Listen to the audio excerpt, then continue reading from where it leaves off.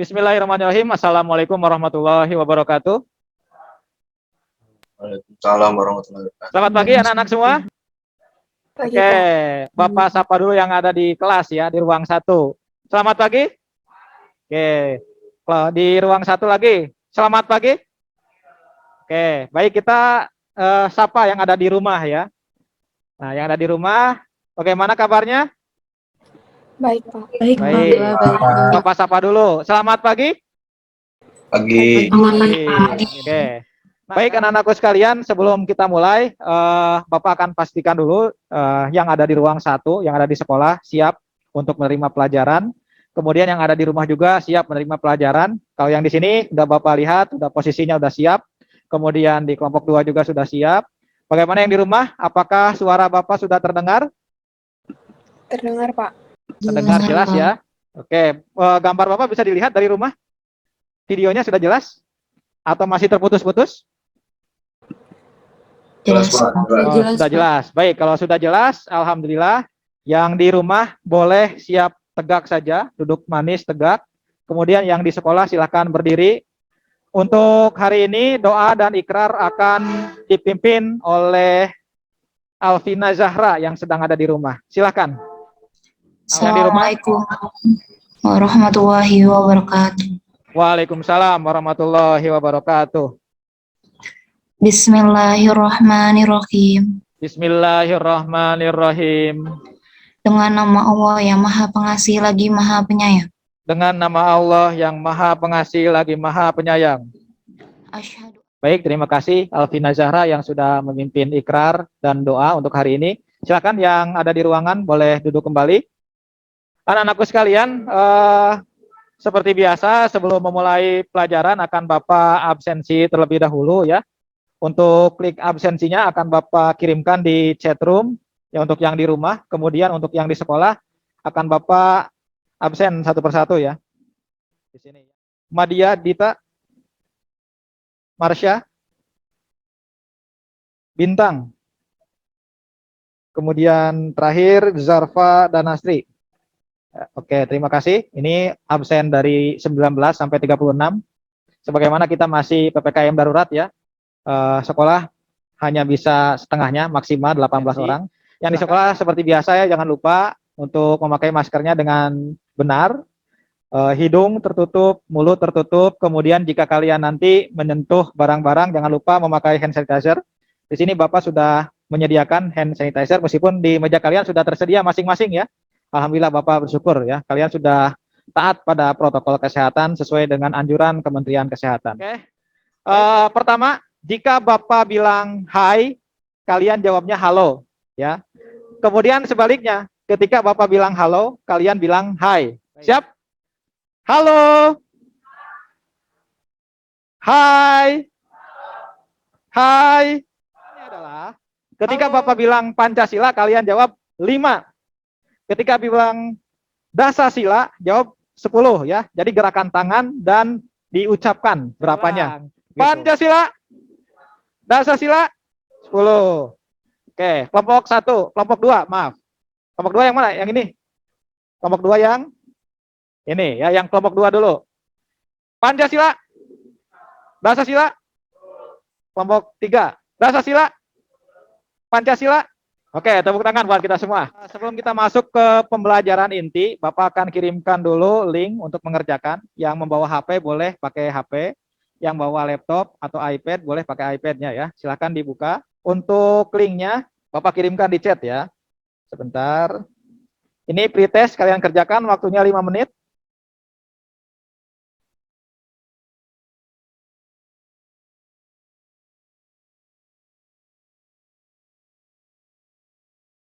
Oke, waktunya habis ya. Waktunya habis, silakan untuk HP kemudian laptop disimpan kembali. Kita akan langsung masuk ke pembelajaran. Ya, ini kompetensi dasarnya. Kalian bisa menganalisis perkembangan kolonialisme Belanda pada masa tanam paksa, kemudian menyimpulkan perkembangan tanam paksa, kemudian kalian mengumpulkan informasi. Tujuan pembelajarannya adalah kalian bisa mengetahui latar belakang, kemudian perkembangan penerapan kebijakan tanam paksa, dalam prakteknya seperti apa, kemudian dampaknya seperti apa, gitu. Kemudian minggu lalu ketika kita membahas tentang kolonialisme bangsa Eropa. Kebetulan minggu lalu materinya adalah tentang masa pemerintahan Thomas Stamford Raffles dari Inggris.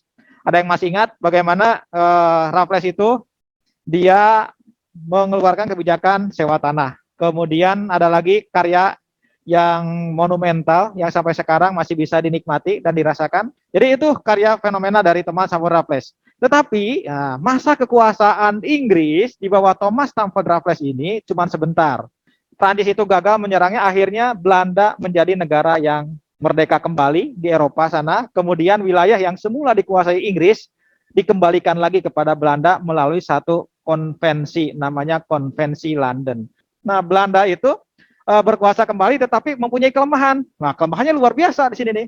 Kondisi ekonominya masih sangat kurang, kas negaranya kosong. Bahkan tidak hanya kas negara yang kosong, tetapi hutangnya pun banyak. Nah, bagaimana cara menyelesaikan masalah keuangan itu? Ada seorang namanya Johannes van den Goes. Nah, dia mengeluarkan ide untuk melakukan tanam paksa. Ini tanam paksa. Bagaimana orang-orang Jawa dipekerjakan ya di perkebunan-perkebunan tebu. Tebu itu komoditi ekspor. Ini wilayah-wilayahnya. Nah, ini terdapat 20 wilayah diterapkannya tanam paksa dan ini semuanya di Jawa. Kita saksikan terlebih dahulu videonya.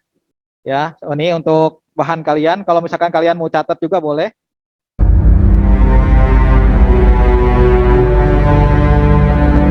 Sesudah VOC bubar, pemerintah Hindia Belanda menerapkan aturan tanam paksa atau Kulturstelsel di Nusantara.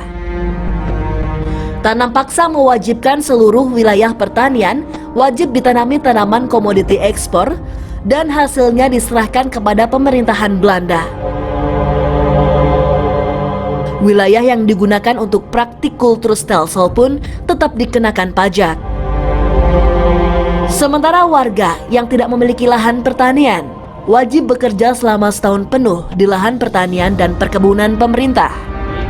Nah, untuk sekarang saatnya kita akan melakukan diskusi kelompok, baik yang ada di ruang 1 atau di ruang 2, yang ada di rumah masing-masing. Bapak sudah upload untuk LKPD, kemudian untuk materi ajar, termasuk lembar diskusi ya. Pembagian kelompoknya, kelompok 1 ini yang luring yang ada di ruangan, kemudian kelompok 2 yang daring yang ada di rumah, kemudian kelompok 3 yang daring dari rumah, kemudian kelompok 4 luring ada di sini. Kemudian yang di rumah silahkan kalian masuk ke breakout room. Nanti akan Bapak cek satu-satu ke ruangan masing-masing ya untuk memastikan kalian berdiskusi dengan baik. Waktu diskusinya 15 menit ya. Nanti Bapak akan lihat proses keaktifan kalian selama diskusi. Assalamualaikum kelompok 2. Waalaikumsalam, Pak. Nah, gimana sudah mulai diskusinya? Peraturan yang berlaku saat tanam paksa. Nah, Alvina dicatat ya. Ntar aku minta tolong Iqbal juga sama yang lainnya buat cari-cari ya. Nah, bagus, bagi-bagi tugas ya. Silahkan lanjut. Coki paragraf 3. Jadi gua 1, 2. Assalamualaikum kelompok 3. Waduh, heboh banget ini. Waalaikumsalam, Pak. Waalaikumsalam. Salam, Pak. Ini coba kameranya dilihat, dinyalakan. Dapat pertanyaannya bagaimana penyimpangan peraturan kebijakan tanam paksa di Indonesia. Nah, gue yang nyatet, nanti kalian kalau udah dapat info, kalau udah dapat jawabannya nanti kasih aja. Yang lain boleh ya, kalian nyari link sendiri juga boleh sebenarnya ya. Tapi jangan lupa cantumkan untuk nama ininya ya, nama situsnya. Bapak akan nilai dulu ya keaktifannya.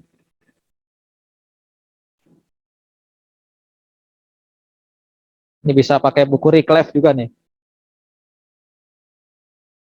Buku Reclave itu sejarah Indonesia modern sampai 2008 ya, keren. Ketuanya adalah Zahran. Sudah sampai mana perkembangannya?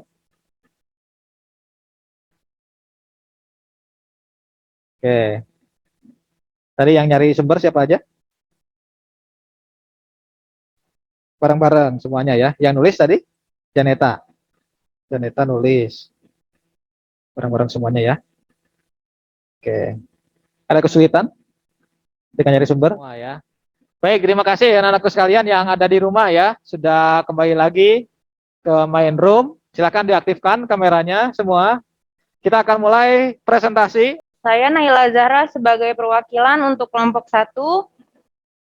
Di sini saya akan membacakan hasil diskusi Hasilnya yaitu dikarenakan pemerintah Belanda sedang mengalami krisis keuangan yang sangat parah, seperti Belanda kehabisan dana saat bergabung peperangan pada masa Napoleon Bonaparte. Kami dari kelompok 2, terus rakyat yang tidak memiliki tanah dapat menggantikan dengan bekerja di tanah pertanian dan pabrik pengolahan hasil pertanian milik pemerintah selama 75 hari atau 1/3 dari tahun yang berjalan.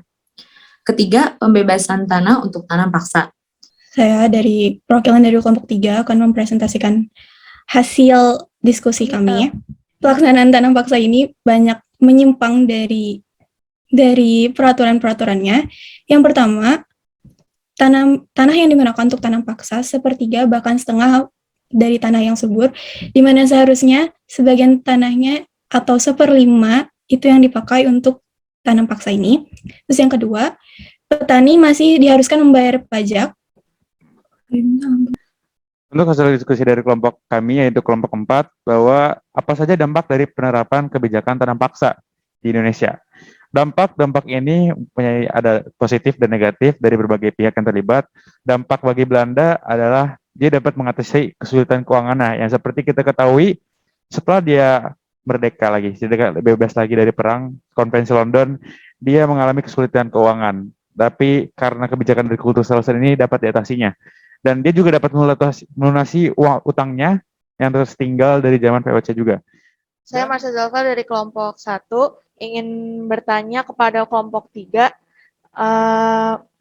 mengenai mengapa sistem kebijakan tanam paksa merupakan sistem yang paling mengeksploitasi SDM dan SDA bangsa Indonesia. Sekian, terima kasih. Oke, terima kasih atas pertanyaannya. Ya. Jadi, kenapa tanam paksa itu salah satu yang paling mengeksploitasi ya? Karena para petani dipaksa melakukan 4 atau 5 kali lebih banyak kerja daripada yang biasanya dituntut sebelum tahun 1830. Dan petani juga harus bekerja selama lebih dari 150 hari dalam setahun untuk tanam paksa ini.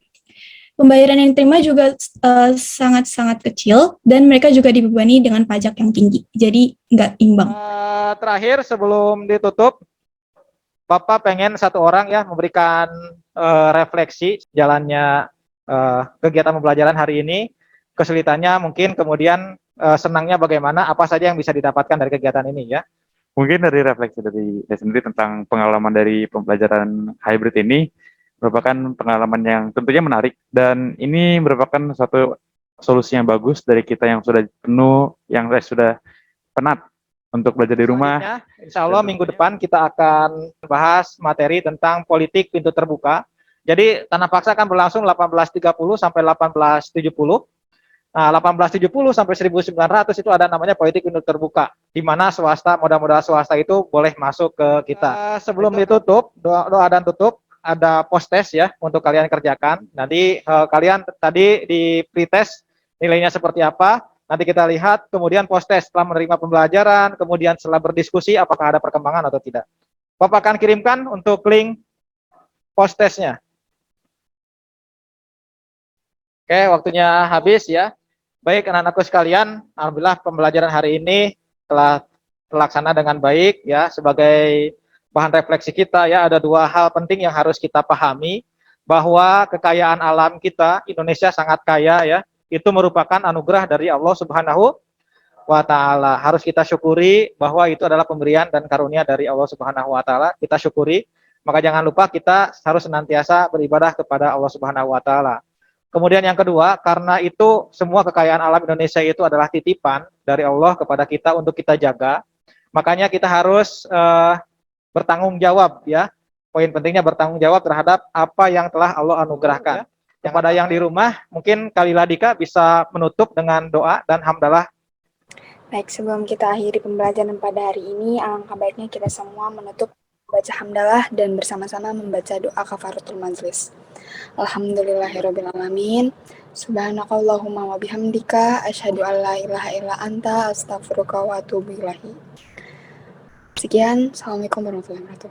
Waalaikumsalam warahmatullahi wabarakatuh. Terima kasih Kalila Dika atas telah memimpin doa kita semua. Dengan